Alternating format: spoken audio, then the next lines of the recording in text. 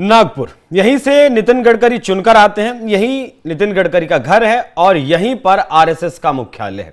RSS की प्रयोगशाला के रूप में नागपुर ने अक्सर काम किया है, लेकिन क्या एक बार फिर से नागपुर प्रयोगशाला बनने वाला है आरएसएस का? क्योंकि जिस तरीके से प्रधानमंत्री नरेंद्र मोदी के ऊपर इनडायरेक्टली, जिस तरीके से अप्रत्यक्ष तौर पर लगातार हमले जारी हैं, वो मोहन भागवत का बयान हो, नितिन गडकरी का बयान हो, या फिर पार्टी में जिस तरीके से कहा जा रहा है कि अब दो धड़े बढ़ चुके हैं, एक धड़ा आरएसएस के साथ है और एक धड़ा बीजेपी के साथ है, मतलब प्रधानमंत्री नरेंद्र मोदी के साथ है। आपने अभी याद होगा आपको, पिछले ही हफ्ते नितिन गडकरी का एक बयान आया था जिसमें उन्होंने कहा था कि देश में असमानता लगातार बढ़ रही है, अमीर लगातार अमीर हो रहा है, गरीब लगातार गरीब हो रहा है।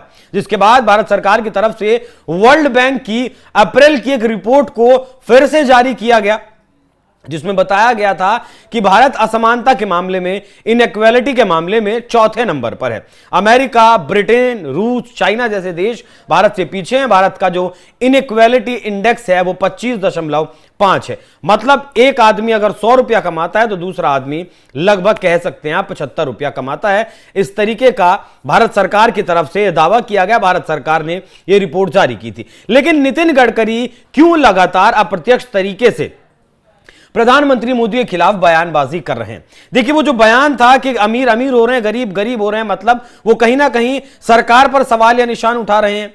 उससे पहले वित्त मंत्री निर्मला सीतारमण को पत्र लिखना हो कि जो मेडिकल इंश्योरेंस होते हैं उन पर जीएसटी कम कर दिया जाए या फिर हटा दिया जाए। इस बात को वो कह भी सकते थे क्योंकि दोनों ही कैबिनेट में, डायरेक्ट भी उस बात को कह सकते थे, पत्र लिखने की क्या जरूरत थी, उस वक्त भी बहुत सारे सवाल उठे थे। लेकिन अब जो नितिन गडकरी का बयान आया है वो समझ से परे है, क्योंकि नितिन गडकरी ने कहा है कि समाज में ऐसे लोग होने चाहिए, ऐसे लोग अनिवार्य हैं जो सरकार के खिलाफ अदालत जा सके। सरकार के खिलाफ अदालत जाने के लिए तो इस देश में विपक्ष बैठा है, तमाम एजेंसियां, तमाम संस्थाएं हैं, विपक्ष के साथ साथ एडीआर भी लगातार सरकार के फैसलों के खिलाफ सुप्रीम कोर्ट में जाता है। विपक्ष भी राफेल के मामले में सुप्रीम कोर्ट पहुंचा, वहां क्या हुआ? कुछ नहीं हुआ। सरकार के साथ सुप्रीम कोर्ट का फैसला आया।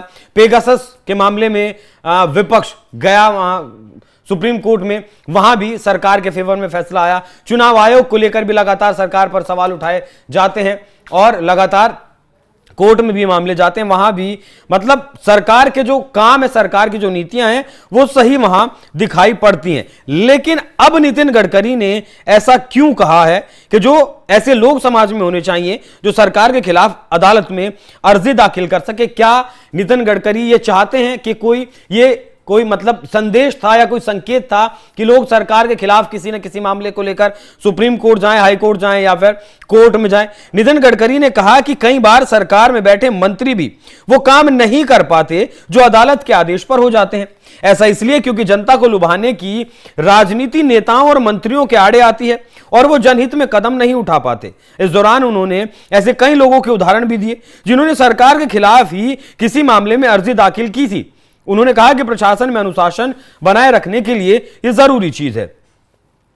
कई बार ऐसा हुआ है जब लोग अदालत गए तो सरकार को अपने किसी भी फैसले से पीछे हटना पड़ा है। देखिए, अगर कोई सरकार का फैसला गलत है, सरकार का फैसला जनहित में नहीं है और उस फैसले के खिलाफ अगर जनता से, समाज से कोई व्यक्ति उठकर अगर कोर्ट जाता है, वहां कोर्ट का फैसला सरकार के खिलाफ आए या फिर सरकार के साथ आए, वो एक अलग मसला है। लेकिन ये तमाम संस्थाएं देश में हैं और ऐसा नहीं है कि इस देश की जो मौजूदा सरकार है, जो पिछले 11 साल से सरकार चल रही है, उसके खिलाफ सुप्रीम कोर्ट में लोग नहीं गए। उस सरकार के तमाम फैसलों को लेकर लोग सुप्रीम कोर्ट गए हैं। वो सीएए का मामला हो, धारा 370 का मामला हो या फिर 3 तलाक का मामला हो, वहां भी चुनौती उसे भी दी गई। जो सरकार ने कानून बनाए उन्हें भी चुनौती दी गई। बहुत सारे ऐसे मामले, राफेल का मामला है, पेगासस का मामला है, तमाम ऐसे मामले हैं। बल्कि राजनीतिक पार्टियों को जो चंदा मिलता था उस मामले में भी विपक्षी पार्टियां, तमाम संस्थाएं सुप्रीम कोर्ट पहुंची। वहां सुप्रीम कोर्ट गए, सुप्रीम कोर्ट को लगा कि नहीं,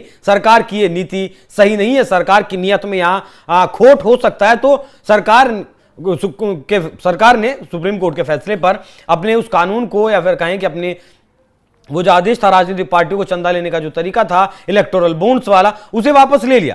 ये एक अलग चीज है। लेकिन जिस तरीके से मतलब सधे हुए अंदाज में एक संदेश, एक संकेत देने की कोशिश नितिन गडकरी की तरफ से की जा रही है। वो ये सवाल उठाता है कि क्या बीजेपी और आरएसएस मतलब अब फिर से दो धड़ों में बटे हुए हैं, क्योंकि राष्ट्रीय अध्यक्ष का चयन होना है।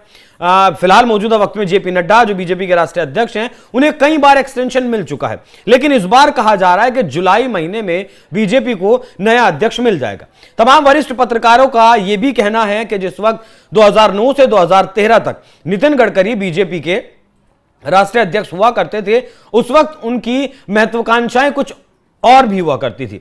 मतलब उनकी महत्वाकांक्षा थी कि उन्हें एक और कार्यकाल मिले। जिस तरीके से 9 से 13 तक रहे, उनके कार्यकाल का एक्सटेंशन हो, ऐसा पत्रकारों का दावा है कि नितिन गडकरी अंदर खाने कहीं ना कहीं ऐसा चाहते थे।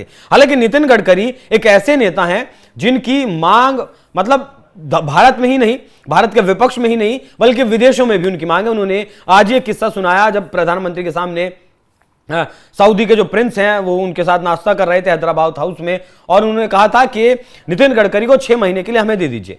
नितिन गडकरी जो नीयत है, नितिन गडकरी की जो नीति है, नितिन गडकरी जिस तरीके से अपने मंत्रालय में काम कर रहे हैं, वो वाकई में काबिल तारीफ है। इससे पहले इस मंत्रालय में अगर 50 किलोमीटर रोज सड़क बनती थी, तो आज 150-200 किलोमीटर रोज सड़क बन रही है। उन्होंने जो भारत माला का प्रोजेक्ट शुरू किया, उसने देश में सैकड़ों हाईवे बनाए हैं, तमाम राज्यों को एक दूसरे से जोड़ा है, तमाम सफर को उन्होंने आसान किया, तमाम टनल्स बनाई हैं, तमाम ब्रिज बनाए हैं। मतलब जो काम इम्पॉसिबल था वो नितिन गडकरी ने करके दिखाया है। लेकिन वो उनके मंत्रालय की बात रही। एक नेता के तौर पर, काम करने के वाले व्यक्ति के तौर पर, उनकी शासन प्रशासन की जो क्षमता है उसके तौर पर नितिन गडकरी एक मतलब शानदार व्यक्तित्व के आदमी है। लेकिन अब जिस तरीके से मोहन भागवत का भी एक बयान आया था पिछले दिनों कि 75 साल की उम्र जब हो जाए तो फिर लोगों को अपने आप ही ये सोचना चाहिए कि आने वाले युवाओं के लिए, आने वाले नेताओं के लिए उस पद को खाली किया जाए। लेकिन सवाल तो यह भी है कि मोहन भागवत भी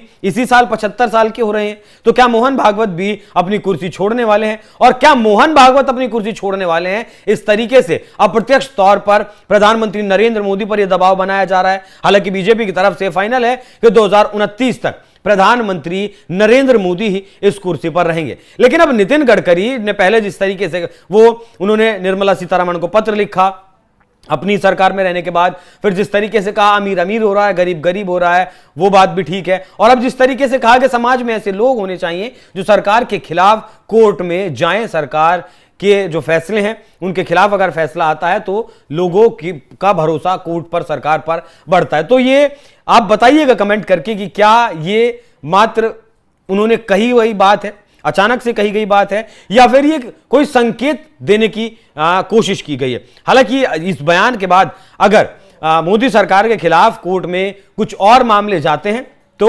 हैरान मत होइएगा, क्योंकि नितिन गडकरी ने जिस कंटेक्स्ट में यह बयान दिया है उससे ऐसा ही लगता है कि वो चाहते हैं और उन्होंने संदेश और संकेत दिया है कि सरकार के फैसलों के खिलाफ कोर्ट में जाया जाए। बाकी आप लोग इस विषय पर क्या सोचते हैं, अपनी राय हमें कमेंट कर जरूर बताइएगा। नमस्कार।